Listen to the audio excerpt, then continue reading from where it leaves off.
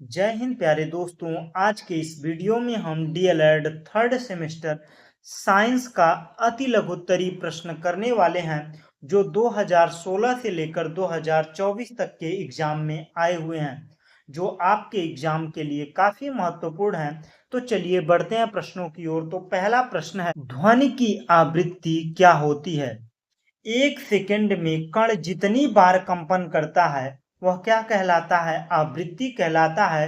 तो ध्वनि की आवृत्ति का मतलब है कि एक सेकंड में ध्वनि के कण जितनी बार दोलन करते हैं वो क्या कहलाता है? आवृत्ति कहलाता है। इसे हम हर्ट्ज में मापते हैं, मतलब आवृत्ति का मात्रक क्या है? हर्ट्ज है। आइए इसको उदाहरण से समझते हैं। जैसे ध्वनि का कण एक सेकंड में 100 बार कंपन करता है तो उसकी आवृत्ति कितनी होती है? 100 हर्ट्ज होती है। इसका मतलब है कि आवृत्ति हमें बताती है कि ध्वनि कितनी तेज या धीमी है। तो आवाज सुरीली है या मोटी है, यह कौन बताता है? आवृत्ति बताती है। आवृत्ति में क्या होता है कि कणों की जो कंपन होती है वो अधिक होती है। आवृत्ति जितनी अधिक होगी तो ध्वनि की आवृत्ति जितनी अधिक होगी, आवाज उतनी ध्वनि क्या होगी? पतली होगी। अगर आवृत्ति कम होगी तो आवाज क्या होगी? मोटी होगी। इसको याद रखिएगा। आवृत्ति समझ में आया। आवृत्ति के बाद में आयाम को समझते हैं। आयाम यह बताता है कि आवाज कितनी, ध्वनि कितनी तेज है या धीमी है। अगर तेजी से बोल रहे हैं तो आयाम क्या होगा? बढ़ जाएगा। आयाम क्या होगा? बढ़ जाएगा। ऊंचाई इसकी जो बढ़ जाएगी, ये क्या है? आयाम को बताता है। जो तरंग होती है वह दो प्रकार की होती है, एक अनुप्रस्थ तरंग, एक अनुदैर्ध्य तरंग। अनुप्रस्थ तरंग, जब किसी रस्सी का किनारा पकड़कर हम झटका देते हैं तो उसमें जो लहर उत्पन्न होता है उस तरीके की आवृत्ति क्या कहलाती है? अनुप्रस्थ तरंग कहलाती है। अनुप्रस्थ समझ में आया। अनुदैर्ध्य की बात करते हैं। जब किसी लोहे में टक्कर मारते हैं तो उसके कणों के द्वारा जब ट्रेवल करके आवाज आगे जाती है तो क्या कहलाती है? अनुदैर्ध्य तरंग कहलाती है। तो ये जो ध्वनि चलती है यह कितने चलती है? अनुप्रस्थ तरंग होती है, ऊपर नीचे। जब रस्सी कैसे चलती है? रस्सी को जब उछाला जाता है तो ऊपर नीचे करके, तो ये क्या है? अनुप्रस्थ है। अनुदैर्ध्य का मतलब है जब किसी कण को टक्कर मारते हैं, वह कण दूसरे कण को टक्कर मारता है, इस तरीके से तरंग ट्रेवल करता है तो क्या कहलाता है? अनुप्रस्थ, अनुदैर्ध्य तरंग कहलाता है। अनुप्रस्थ समझ में आया, अनुदैर्ध्य समझ में आया। अब समझते हैं आयाम समझ में आया। तो तरंग दैर्ध्य क्या है? दो श्रृंग, श्रृंग इसको बोलते हैं, नीचे वाले भाग को गर्त बोलते हैं। तो दो श्रृंग के बीच की दूरी को क्या कहते हैं? तरंग दैर्ध्य कहते हैं। तरंग दैर्ध्य समझ में आया, आवृत्ति समझ में आई, आयाम समझ में आया, अनुप्रस्थ अनुदैर्ध्य समझ में आया। बढ़ते हैं अगले प्रश्न की ओर। हाइपरमेट्रोपिया क्या है? हाइपरमेट्रोपिया मतलब दूर दृष्टि दोष। एक निकट दृष्टि दोष होता है उसे क्या बोलते हैं? मेट्रोपिया। और दूर दृष्टि दोष को क्या बोलते हैं? हाइपरमेट्रोपिया। और जब बुढ़ापे में जो दोष आता है उसे क्या कहते हैं? जरा दृष्टि दोष। जरा दृष्टि दोष में क्या होता है? ना दूर की चीजें स्पष्ट दिखाई देती हैं ना ही नजदीक की। तो वहां पर क्या होता है? जरा दृष्टि दोष। वहां पर बाइफोकल लेंस का प्रयोग होता है। अब आइए हाइपरमेट्रोपिया दूर दृष्टि दोष को समझते हैं। दूर दृष्टि दोष में क्या होता है? व्यक्ति दूर की चीजों को तो स्पष्ट देख पाता है लेकिन नजदीक की जो चीजें होती हैं उसको स्पष्ट तरीके से नहीं देख पाता। तो वहां पर कौन सा दोष होता है? दूर दृष्टि दोष होता है। और दूर दृष्टि दोष को दूर करने के लिए आदमी कौन सा लेंस उपयोग करता है? उत्तल लेंस का। और निकट दृष्टि दोष के लिए किसका उपयोग होता है? अवतल लेंस का प्रयोग होता है। बढ़ते हैं अगले प्रश्न की ओर। काजीरंगा राष्ट्रीय उद्यान कहाँ है? यह किस जानवर के लिए प्रसिद्ध है? तो काजीरंगा राष्ट्रीय उद्यान कहाँ पर है? असम में है। असम में है। और यह एक सींग वाले गैंडे के लिए प्रसिद्ध है। एक सींग वाले गैंडे के लिए कौन सा राष्ट्रीय उद्यान प्रसिद्ध है? काजीरंगा राष्ट्रीय उद्यान। और गिरी नेशनल पार्क कहाँ पर है और किसके लिए प्रसिद्ध है? कमेंट में बताइएगा। अगर आप लोगों को वीडियो अच्छा लग रहा हो तो लाइक करो दो। तो चलिए बढ़ते हैं अगले प्रश्न की ओर। मधुमेह डायबिटीज के 4 मुख्य लक्षण बताइए। तो मधुमेह डायबिटीज के 4 लक्षण क्या हैं? बहुत ज्यादा प्यास लगना, बार बार पेशाब आना, जल्दी थकान महसूस होना, वजन का कम होना। यह 4 लक्षण डायबिटीज के हैं। बढ़ते हैं अगले प्रश्न की ओर। खनिज क्या होते हैं? खनिज वे प्राकृतिक पदार्थ होते हैं जो पृथ्वी के सतह के नीचे पाए जाते हैं। खनिज क्या होते हैं?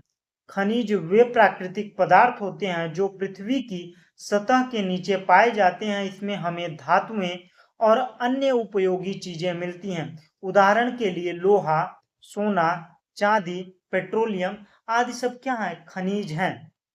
बढ़ते हैं अगले प्रश्न। एथेन और एसिटिलीन का रासायनिक सूत्र है। तो एथेन का सूत्र है C2H6। यह किस सूत्र पर बना है? CnH2n+2। एसिटिलीन का सूत्र होता है C2H2। C2H2 यह किसका है? एसिटिलीन का है। बढ़ते हैं अगले प्रश्न की ओर। उष्मा संचरण की 3 मुख्य विधियां कौन कौन सी हैं? तो उष्मा संचरण की 3 विधियां हैं: चालन, संवहन, विकिरण। चालन का मतलब है जब एक कण दूसरे कण को गर्म करता है, जैसे लोहे के एक हिस्से को गर्म किया जाता है, एक भाग को, और दूसरा भाग स्वतः गर्म हो जाता है। यह किस विधि से होता है? चालन विधि से होता है। चालन विधि समझ में आया। संवहन विधि में जब किसी पानी को आप टैब में रखते हैं या भगोने में गर्म करते हैं तो नीचे वाला कण गर्म होकर ऊपर जाता है और ऊपर वाला ठंडा कण नीचे आता है, फिर गर्म होता है, वो ऊपर जाता है। इस प्रकार से जब हीट ट्रेवल करती है तो क्या कहलाता है? संवहन कहलाता है। और विकिरण बिना किसी माध्यम के जब हीट ट्रेवल करती है तो क्या कहलाती है? विकिरण कहलाती है। जैसे सूर्य की तरंगे क्या होती हैं? बिना किसी माध्यम के पृथ्वी तक पहुंचती हैं, क्योंकि बीच में निर्वात है, फिर भी सूर्य की किरणें पहुंच जाती हैं और हमें ऊष्मा प्रदान करती हैं। तो किस विधि से? विकिरण विधि से। विकिरण हुआ, संवहन हुआ, चालन हुआ। बढ़ते हैं अगले प्रश्न की ओर।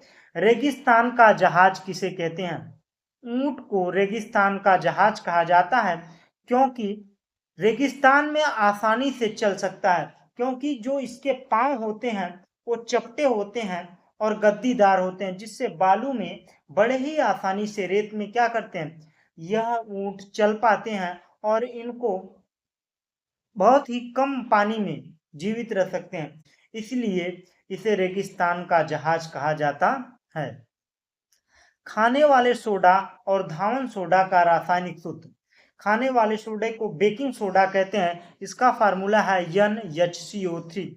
H जिसमें है वो क्या है? खाने वाला है, और जिसमें H नहीं है वो क्या है? कपड़ा या धावन सोडा है, धोने वाला सोडा है। Na2CO3 ये क्या है? धावन सोडा का है सूत्र, और खाने वाले सोडा का सूत्र क्या है? NaHCO3। बढ़ते हैं अगले प्रश्न की ओर। मछली और तिलचट्टे के श्वसन अंगों का नाम बताइए। मछली जो है गलफड़े से सांस लेती है और तिलचट्टा ट्रेकिया से सांस लेता है। पेट्रोलियम को द्रव सोना क्यों कहा जाता है? पेट्रोलियम द्रव सोना इसलिए कहा जाता है क्योंकि यह बहुत अधिक कीमती होता है और इसमें पेट्रोल, डीजल, गैस, प्लास्टिक, रसायन आदि कई जरूरी चीजें बनती हैं। इसलिए पेट्रोलियम को क्या कहा जाता है? द्रव सोना कहा जाता है, और यह देश की आर्थिक तरक्की में मदद करता है। तालाब के एक बूंद पानी में सूक्ष्मदर्शी से देखे जाने वाले 4 सूक्ष्म जीव कौन कौन से हैं? पैरामैग्नीशियम, अमीबा, यूग्लिना, क्लोरेला। यह 4 जीव हैं, सूक्ष्म जीव, जो तालाब के पानी में पाए जाते हैं। अनुप्रस्थ तरंगों में 2 श्रृंगों के बीच की दूरी क्या कहलाती है? तरंग दैर्घ्य। अनुप्रस्थ मैंने बताया ना, जब रस्सी को झटका मारते हैं जो ऐसे ऐसे रस्सी चलती है वो क्या कहलाती है? अनुप्रस्थ तरंगे। तो 2 श्रृंगों के बीच की दूरी को क्या कहते हैं? तरंग दैर्घ्य कहते हैं।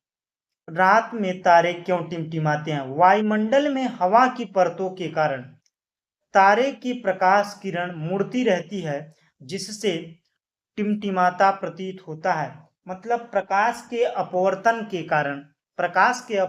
के कारण हमें क्या करते हैं, तारे टिमटिमाते हुए दिखाई देते हैं। सिनेमा हॉल में ध्वनि के अवशोषक का प्रयोग होता है, क्यों? क्योंकि ध्वनि की गूंज रोकने के लिए दीवारों में स्पंज, पर्दे और कालीन जैसे अवशोषक लगाए जाते हैं। कार्बन के किसी एक क्रिस्टलीय अपरूपक नाम और उसकी संरचना। तो कौन सा अपरूपक है? हीरा। इसमें कार्बन परमाणु 4 अन्य कार्बन परमाणुओं से जुड़ा होता है। यह बहुत ही कठोर होता है, हीरा। बढ़ते हैं अगले प्रश्न में। शरीर में इंसुलिन की कमी से क्या होता है? डायबिटीज, मधुमेह रोग जो होता है वह इंसुलिन की कमी से होता है। और शरीर में रक्त शर्करा स्तर बढ़ जाता है। वायुमंडल की ऊंचाई और ओजोन परत का महत्व। वायुमंडल लगभग 1600 किलोमीटर तक फैला होता है। ओजोन परत सूर्य की हानिकारक यूवी पराबैंगनी किरणों से हमें बचाता है।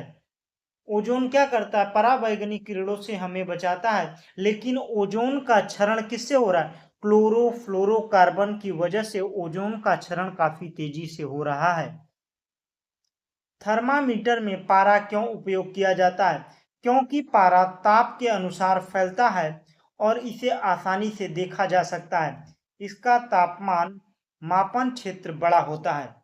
मतलब यह नॉर्मल टेम्परेचर पर, शारीरिक टेम्परेचर पर ही पिघलकर फैलने लगता है।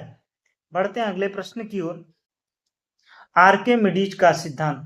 जब कोई वस्तु तरल में डुबाई जाती है तो वह अपने विस्थापन तरल भार के बराबर एक बल अनुभव करती है। मतलब समझिए, जब किसी भी तालाब या जल में किसी वस्तु को डाला जाता है तो वस्तु जितना जल हटाता है तो जल के द्वारा उसके ऊपर एक उत्प्लावन बल लगता है। और यही आर्किमिडीज का सिद्धांत है। जनसंचार में वैज्ञानिक और प्रौद्योगिकी का योगदान। जनसंचार का मतलब है कि कोई भी सूचना किसी माध्यम के द्वारा अधिक से अधिक लोगों तक पहुंचे, वो क्या कहलाता है? जनसंचार कहलाता है। जैसे टीवी, रेडियो, मोबाइल, इंटरनेट, यह सभी विज्ञान की देन है। इसके माध्यम से हम शिक्षा, सूचना, संवाद करते हैं। फुलरीन क्या है? फुलरीन कार्बन का एक क्रिस्टलीय अपरूपक है।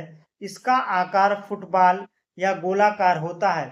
इसमें 60 कार्बन परमाणु जुड़े होते हैं। यह नैनो टेक्नोलॉजी में उपयोगी है। फुलरीन किसमें उपयोगी है? नैनो टेक्नोलॉजी में उपयोगी है। परावर्तन का नियम। परावर्तन का नियम कहता है, पहला नियम, 2 नियम है।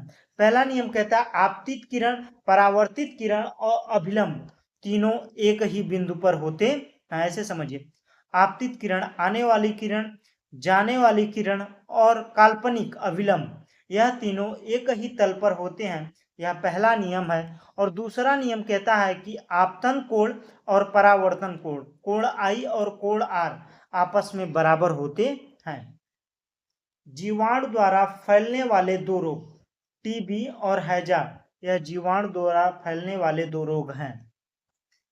शिरा में शुद्ध रक्त कहाँ पाया जाता है? तो शिरा समझिए, शिरा वह नाड़ी होती है जिसमें क्या होता है, रक्त शरीर से हृदय की ओर जाता है। वह नलिकाएं क्या कहलाती हैं? शिरा कहलाती हैं। और जिन नलिकाओं द्वारा हृदय से शरीर की ओर रक्त बहता है वो क्या कहलाता है? धमनी कहलाता है। धमनी और शिरा समझ में आया। तो किस शिरा में शुद्ध रक्त बहता है? जब फेफड़े से हृदय की ओर जो रक्त आता है, पल्मोनरी वेन्स या फेफड़े की शिरा से, जब फेफड़े से हृदय की ओर रक्त आता है तो उसमें कौन सा रक्त बहता है? शुद्ध रक्त बहता है। और बाकी शिराओं में अशुद्ध रक्त बहता है। पौधों में पानी ले जाने वाली जड़ें। जड़ों के रोम मिट्टी से पानी ले जाने और खनिज अवशोषित करती हैं। जड़ों की जो रोम होती हैं यह पानी और खनिज को अवशोषित करती हैं। और यह किसके द्वारा पत्तों तक पहुंचता है? जाइलम के द्वारा। जाइलम और फ्लोएम। जाइलम जो होता है जल का संवहन करता है, फ्लोएम भोजन का संवहन करता है। प्राकृतिक का कठोरतम पदार्थ हीरा है। बढ़ते हैं अगले प्रश्न की ओर। कोल गैस क्या होता है? कोल गैस कोयला को बिना जलाए गर्म करके बनाई जाती है। यह ईंधन गैस है। इसमें हाइड्रोजन, मीथेन, कार्बन मोनोऑक्साइड होता है। रेल की पटरी में गैप क्यों होता है? जब लोहे को गर्म किया जाता है तो लोहा फैलता है और इसी वजह से ही पटरियों के बीच में गैप रखा जाता है। गर्मी में पटरियां फैलती हैं। गैप न होने पर पटरियां टेढ़ी हो जाएंगी, इसलिए पटरियों में गैप रखा जाता है। आयाम क्या है? आयाम मैंने बताया था ना कि जो यह आवाज जितनी तेज होगी, लाउडनेस, यह कौन बताता है? आयाम बताता है। ध्वनि की ऊंचाई को आयाम कहते हैं, जिससे ध्वनि की तीव्रता और आवाज का स्तर निर्धारित होता है। सूर्य ग्रहण क्या है और कैसे होता है? सूर्य ग्रहण और चंद्र ग्रहण। सूर्य ग्रहण को समझिए। सन फिक्स है। अगर बीच में चंद्रमा आ जाए, मून, अर्थ, जब बीच में चंद्रमा आ जाए, सूर्य और पृथ्वी के बीच में चंद्रमा आ जाए तो सूर्य ग्रहण लगता है। और चंद्र ग्रहण कब लगता है? जब सूर्य और चंद्रमा, मून के बीच में पृथ्वी आ जाए। सूर्य और चंद्रमा के बीच में पृथ्वी आ जाए तो कौन सा ग्रहण लगेगा? चंद्र ग्रहण। जब चंद्रमा पृथ्वी और सूर्य के बीच में आ जाए तो सूर्य की प्रकाश पृथ्वी तक नहीं पहुंच पाता तो सूर्य ग्रहण होता है। वही मैंने समझाया ना। पढ़ते हैं अगले प्रश्न की ओर। मानव की कान सुनने योग्य आवृत्ति सीमा 20 हर्ट्ज से लेकर 20,000 हर्ट्ज तक सुनते हैं। 20 हर्ट्ज से नीचे कौन से जानवर सुन पाते हैं? कमेंट में बताइएगा। यांत्रिक ऊर्जा क्या है? किसी वस्तु की कार्य करने की शक्ति को यांत्रिक ऊर्जा कहते हैं। गतिज ऊर्जा और स्थितिज ऊर्जा के योग को क्या कहते हैं? यांत्रिक ऊर्जा कहते हैं। यांत्रिक ऊर्जा गतिज ऊर्जा प्लस स्थितिज ऊर्जा। गतिज ऊर्जा, गति के कारण किसी वस्तु में विद्यमान ऊर्जा गतिज ऊर्जा कहलाती है और स्थिति के कारण विद्यमान ऊर्जा स्थितिज ऊर्जा कहलाती है। स्थितिज ऊर्जा का फार्मूला होता है mgh और गतिज ऊर्जा का फार्मूला होता है हाफ mv²। यहाँ पर m द्रव्यमान है, v वेग है। यहाँ पर m द्रव्यमान, g ग्रेविटी, h ऊंचाई है। प्रतिध्वनि सुनाई देने के लिए न्यूनतम दूरी 17 मीटर होती है। अगर आपको प्रतिध्वनि सुनना है, प्रतिध्वनि का मतलब है जब आवाज टकराने के बाद वापस आती है तो उसके लिए कितनी दूरी चाहिए? 17 मीटर दूरी होनी चाहिए।